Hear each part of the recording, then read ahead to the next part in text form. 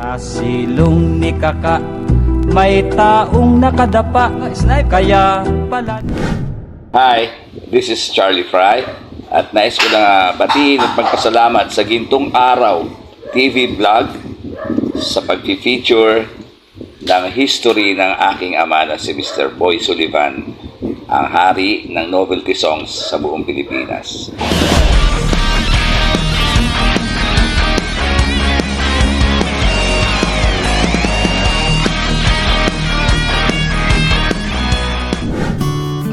Napakasarap madinig ang mga awitin na isa sa ating kinalakhan na animoy ibinabalik ka sa iyong nakaraan. Maraming mga lumang tugtugin na magpahanggang ngayon ay nadidinig at pinapasaya pa din tayo. Pero ang mga artist na lumikha ng mga kantang ito ay unti-unti nang nababaon sa limot. Hindi na nga alam ng ilan sa atin kung ano na ang nangyari sa kanila.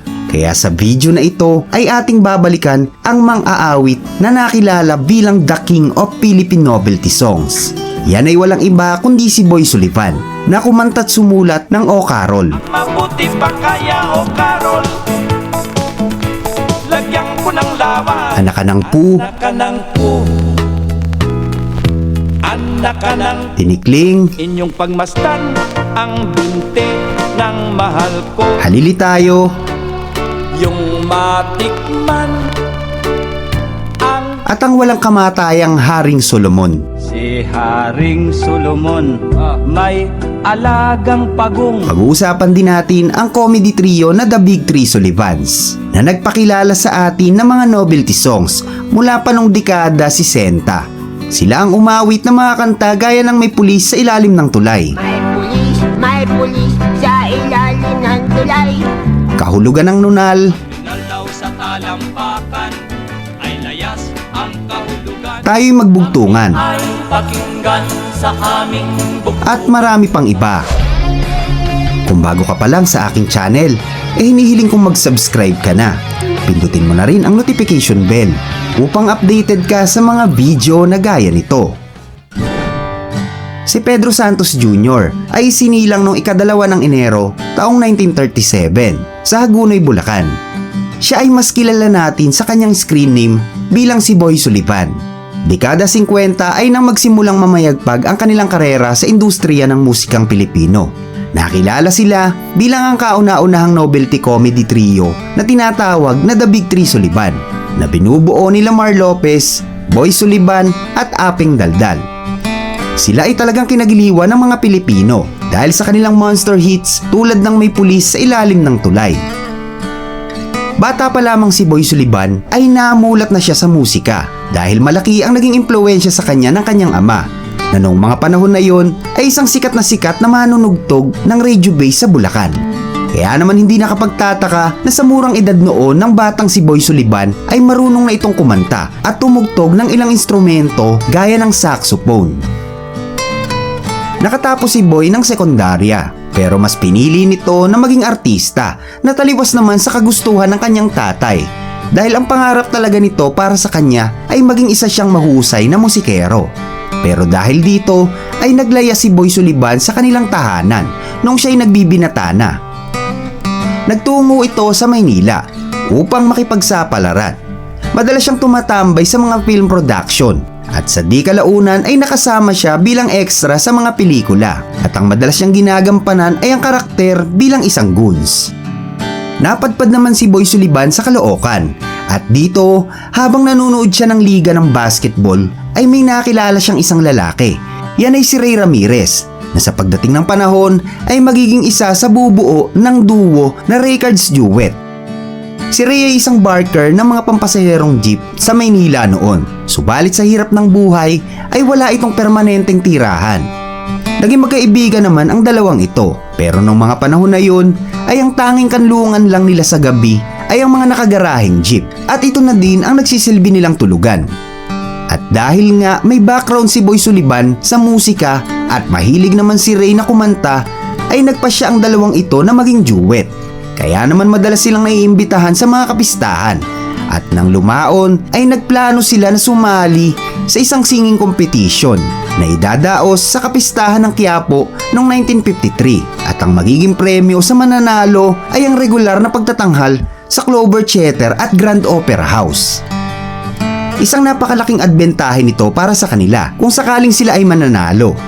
Dahil noong mga panahon na yon ay pagka nagtatanghal ka dito ay isa ka ng artista. Sikat na sikat kasi ang teatrong ito, lalo na sa mga prominenteng tao. Ito na kasi yung nagsisilbing telebisyon at sinihan nung araw. At habang iniinsayo ng dalawa ang kantang Shibum sa gilid ng simbahan ay may lumapit naman sa kanila na isang sampagita vendor na nagngangalang Carding Castro. Sinabayan sila nito sa pag-awit at laking gulat nila na napakaganda ng harmonies at blending ng boses ang kinalabasan. Kaya naman pagkatapos nito ay naisip ni Boy Sullivan na pagsamahin bilang duo sila Ray Ramirez at Carding dahil talagang nakita niya na napakaganda ng chemistry ng dalawang ito.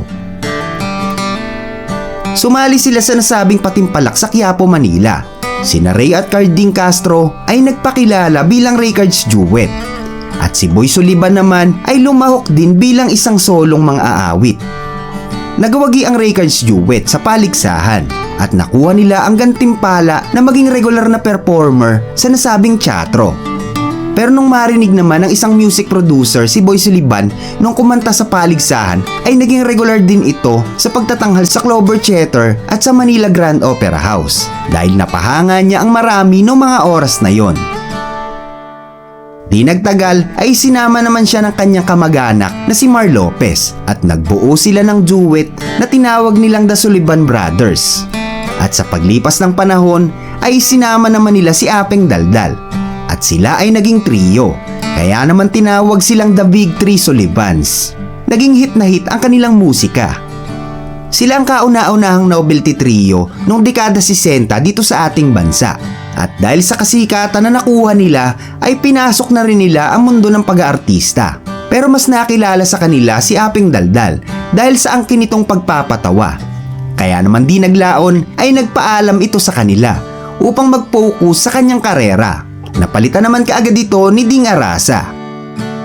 Ilan nga sa mga kanta na pinasikat nila ay ang May Pulis sa Ilalim ng Tulay, Kahulugan ng Nunal, Tayo'y Magbugtungan at marami pa.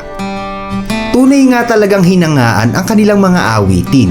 Kahit sa mga inuman ay madalas itong kinakanta. At ang kahulugan ng kanilang mga awitin ay depende na lang siguro sa makikinig.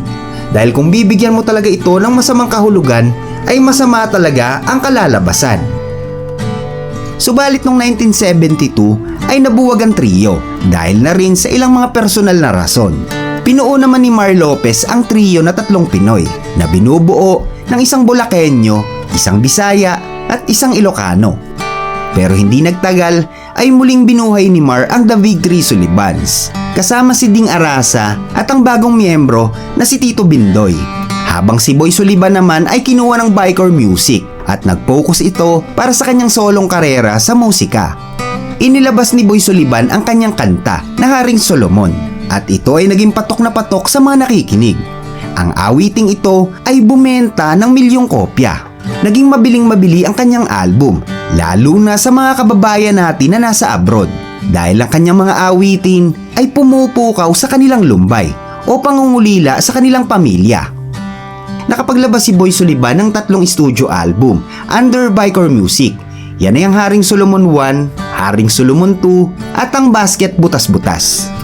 Ilan nga sa mga pinasikat ni Boy Sullivan ay ang kantang O Carol, Kikay, Tinikling, Cha-Cha 69, Halili Tayo, Deo Medley, Anak ka ng Poo, Diana at napakarami pang iba. Pinansagan si Boy Sullivan bilang si Haring Solomon at kinilala siya bilang The King of Philippine Novelty Songs. Ang cover ng kanyang album na Haring Solomon na nakikita natin ngayon ay hindi talaga yan ang original dahil ang totoong pabalat nito ay hindi pwedeng makita ng mga bata, kaya naman ito ay pinalitan noon. Dekada 80 ay nang maglaylo si Boy Sullivan sa industriya ng musika at nagtungo ito sa bansang Thailand. Pagkatapos ng 2 taon ay nagpunta naman siya sa Italy. Pero kasabay nito ay ang pagpanaw naman ng miyembro ng The Big Three Sullivans na si Tito Bindoy.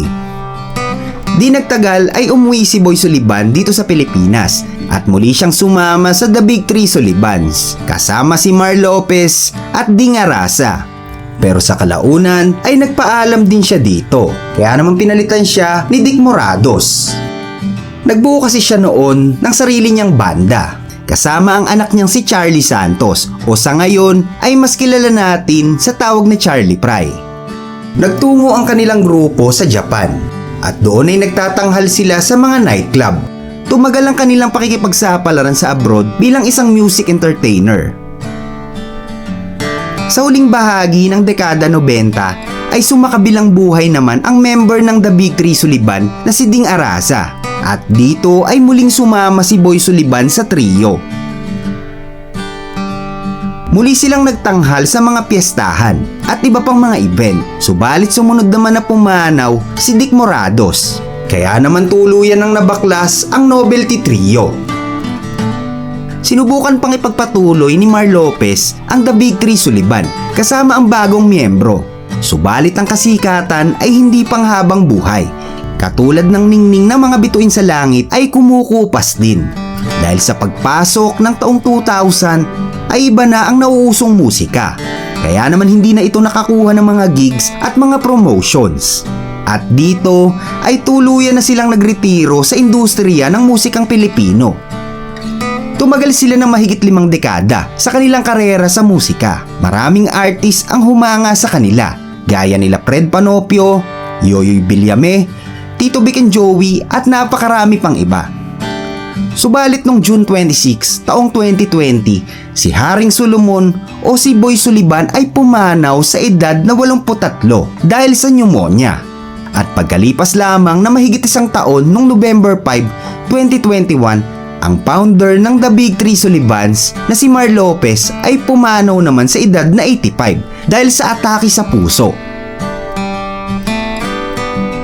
Nakakalungkot mang isipin na ang mahusay na mga musikero na ito na nagbigay saya sa atin ay kailanman ay hindi na natin sila muling masisilayan pa. Pero ang kanilang mga nagawang legasiya at mga nakakatawa nilang awitin na iniwanan sa atin ay kailanman ay hindi naman mabubura sa kasaysayan ng musikang Pilipino na magpahanggang ngayon at sa susunod pang henerasyon ay mapapakinggan at muling magpapasaya sa mga Pilipino. Nandyan pa rin naman ang anak ni Boy Sullivan na si Charlie Fry na sa ngayon ay isang mahusay na composer, musician, singer at ipagpapatuloy pa rin ang legasiya ng kanilang angkan sa larangan ng musikang Pilipino. Maraming salamat po sa panunood.